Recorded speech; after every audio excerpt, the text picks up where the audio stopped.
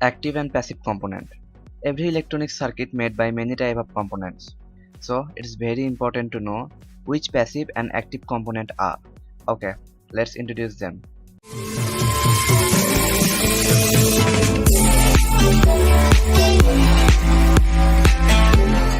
Active components. Those components which can process and amplify electric signal and they need external source to do their operation.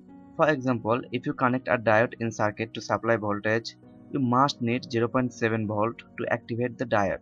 In short, diode will not conduct the current until the external source reaches the potential barrier voltage.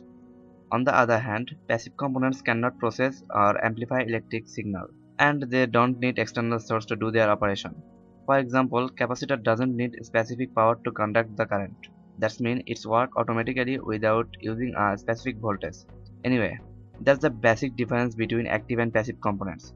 Look at the chart of components. It might help. You just neglect the tube device. It's not important in 2018.